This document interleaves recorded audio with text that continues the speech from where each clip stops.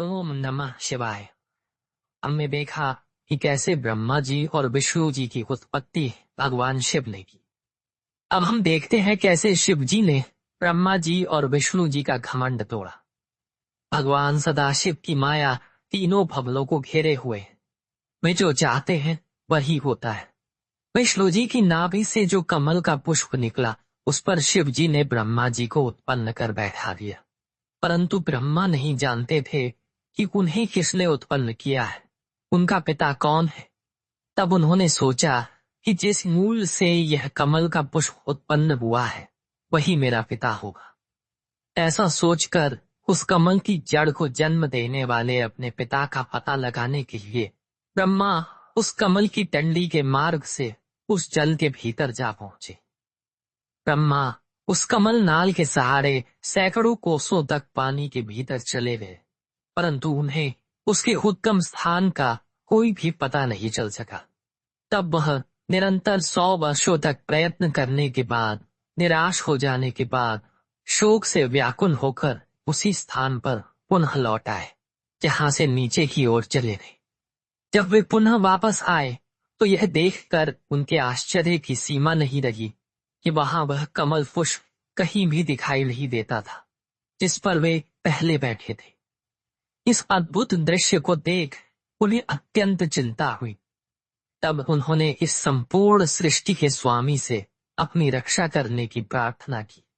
उस समय उन्हें चिंता युक्त देखकर आकाशवाणी हुई, जिसके द्वारा 2 अक्षर प्रकट हुए।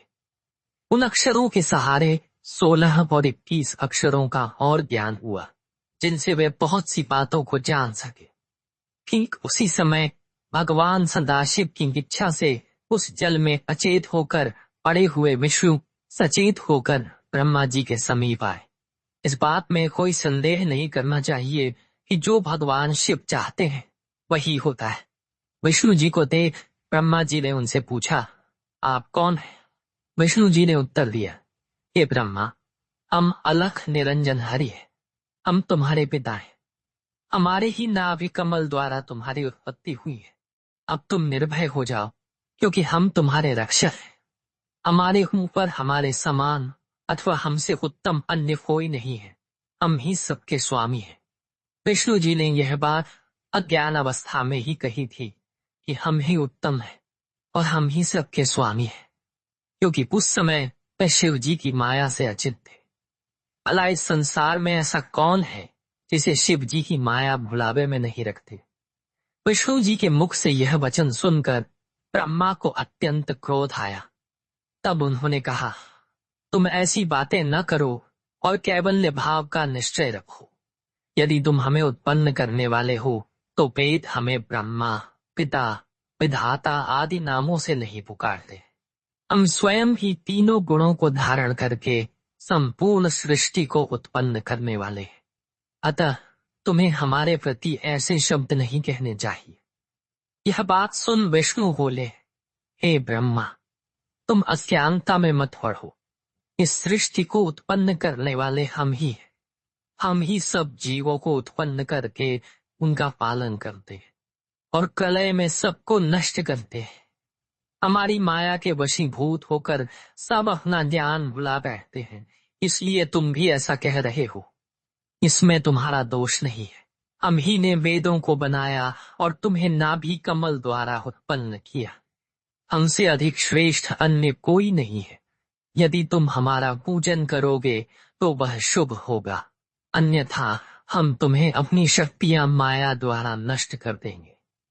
विष्णु जी के ऐसे अहंकार पूर्ण शब्द सुनकर ब्रह्मा जी के हृदय में भी क्रोध उत्पन्न हो गया और वह विष्णु जी के शत्रु बन गए और उनसे कहने लगे, हे विष्णु, जिस प्रकार गुरु अपने शिष्य को झिड़कते हैं वैसे ही हम तुम्हें झिड़कते हैं।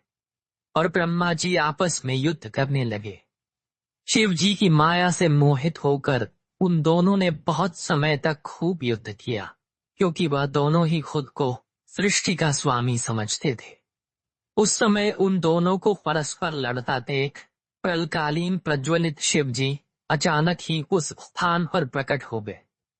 उनके उस परम तेजस्वी स्वरूप को देख उन दोनों ने युद्ध बंद कर दिया उस समय विष्णु जी ने अत्यंत भयभीत हो ब्रह्मा जी से कहा, हे ब्रह्मा, यह तेज यहाँ कहाँ से आ पहुंचा? अब हम दोनों को उचित है कि हम इस तेज के आदि और अंत को देखें। हम दोनों में से जो भी इसके आदि और अंत को देख लेगा, वही इस सृष्टि का स्वामी और सबसे बड़ा माना जाएगा। हमें तो यह तेज आदि और अंत से रहित जान पड़ता है। अच्छा, तुम इस तेज के ऊपर की ओर जाओ और हम नीचे की ओर जाते हैं। ये बात ब्रह्मा जी ने मान ली। तब वे दोनों अहंकारी उस तेज का आदि आखिर जानने के लिए एक दूसरे से भिन्न दिशाओं में चल दिए। जो कार्य अहंकार की अवस्था में किया जाता है, वह कभी पूर्ण नहीं होता और उसका फल भी अच्छा नहीं मिलता। जब तक मनुष्य अहंकार को नहीं त्याग देता, तब तक उसका कार्य सिद्ध नहीं हो सकता। ब्रह्मा जी और विष्णु जी के इस चरित्र को जो मनुष्य प्रातः काल हाथ पांव धोकर ध्यान में लाता है, उसे इस लोक में सुख, आरोग्य तथा परलोक में श्रेष्ठ गति की प्राप्ति होती है। जी और ब्रह्मा जी दिव्य सहस्त्र वर्षों तक उस दिव्य ज्योति के आदि और अंत को ढूंढते रहे, परंतु किसी को भी उसका कुछ पता नहीं चला। अस्तु, वह दोनों निराश होकर अपने स्थान को लौट पड़े। परंतु तभी एक आश्चर्य की बात हुई कि जिस स्थान से वे चले थे, वह उन्हें बहुत ढूंढने पर भी कहीं दिखाई नहीं दिया। बोले 1 सहस्त्र दिव्य वर्षों का समय अपने पहले स्थान को ढूंढने में लग गया। उस समय उन दोनों को इस बात का ज्ञान हो गया कि उनके ऊपर भी कोई शक्ति है जो सबसे उत्तम और पुरातन है। ये बात ध्यान में आते ही यह आकाशवाणी हुई, हे ब्रह्मा तथा हे विष्णु, तुम दोनों योग साधना करो। उसे सुनकर उन दोनों ने योगाभ्यास करते हुए उस अलक्ष्य स्वामी की स्तुति में इस प्रकार कहना आरंभ किया, हे स्वामी, हम दोनों ने आपकी माया के वशीभूत होकर अपने को सृष्टि का उत्पन्न करता समझ लिया था। अब हम अपने अभिमान को त्याग कर आपको दंडवत करते हैं। आप हमें अपना सेवक जानकर कृपा कीजिए और प्रकट होकर हमें अपना दर्शन। उनके इस प्रकार कहते ही भगवान सदाशिव ने साक्षात प्रकट होकर उन्हें अपना वह स्वरूप दिखाया जिसके दर्शन पाकर संपूर्ण संसार मोहित हो जाता है। उनका शरीर श्वेत पत्थर के समान गौर था, उस पर वे भस्म ले हुए थे। उनके पास में आदिशक्ति महामाया उत्तम वस्त्रों और आभूषणों को धारण किए हुए विराजमान थे। उनके दर्शन प्राप्त कर ब्रह्मा और विष्णु को अत्यंत प्रसन्नता हुई।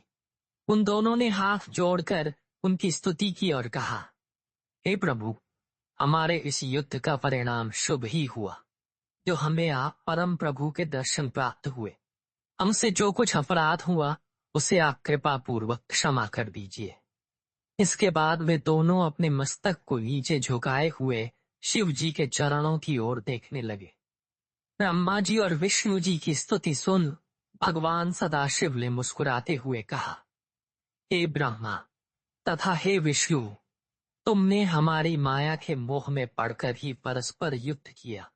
अब तुमको उचित है कि इस विरोध भाव को त्याग कर तुम दोनों ही अहंकार को नष्ट कर दो और वह कार्य करो जिसकी हम तुम्हें आज्ञा देते हैं। ओम नमः शिवाय।